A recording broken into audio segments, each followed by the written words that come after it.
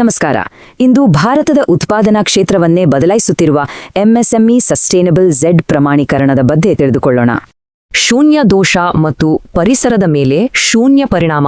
ಪ್ರಧಾನಿ ಮೋದಿಯವರ ಈ ಅದ್ಭುತ ದೃಷ್ಟಿಕೋನದಿಂದಲೇ ಇದೆಲ್ಲ ಶುರುವಾಗಿದ್ದು. ಹಾಗಾದ್ರೆ ಇದೇನು? ಸಣ್ಣ ಉದ್ಯಮಿಗಳು ದೋಷರಹಿತ ಹಾಗೂ ಪರಿಸರ ಸ್ನೇಹಿ ವಿಧಾನಗಳನ್ನು ಅಳವಡಿಸಿಕೊಳ್ಳಲು ಪ್ರೇರೇಪಿಸುವ ಒಂದು ಬೃಹತ್ ಅಭಿಯಾನವಿದು.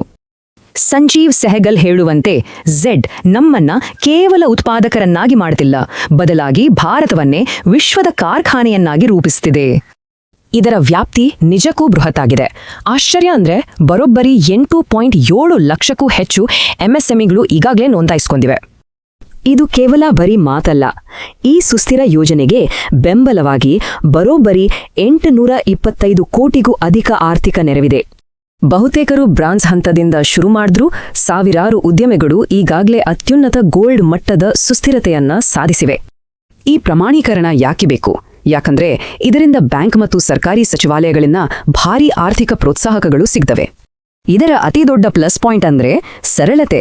ಹಲವು ಪ್ರಮಾಣಪತ್ರಗಳನ್ನ ಒಂದರಲ್ಲೇ ಸೇರಿಸಿ ಆಡಳಿತಾತ್ಮಕ ತಲೆನೋವನ್ನೇ ಸಂಪೂರ್ಣವಾಗಿ ನಿವಾರಿಸುತ್ತೆ. ಇದರ ನೈಜ ಪರಿಣಾಮ ನೋಡಿ.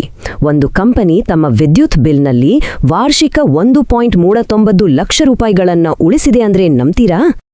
ಇದೆಲ್ಲ ಸುಗಮವಾಗಿ ಆಗಲು ಅರಿವು, ಮಾರ್ಗದರ್ಶನ, ಸಲಹೆ ಹಾಗೂ ವೃತ್ತಿಪರ ತರಬೇತಿಯ ಒಂದು ವ್ಯವಸ್ಥಿತ ಹೆಜ್ಜೆಗಳನ್ನ ಇಲ್ಲಿ ರೂಪಿಸಲಾಗಿದೆ.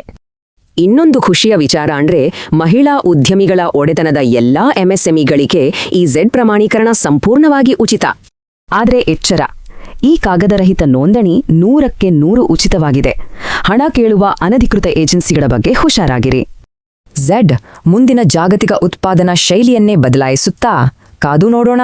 ಹೆಚ್ಚಿನ ಅಪ್ಡೇಟ್ಗಳಿಗಾಗಿ 369 ಸಮೃದ್ಧಿ ಸಕ್ಸೆಸ್ಗೆ ಸಬ್ಸ್ಕ್ರೈಬ್ ಮಾಡಿ.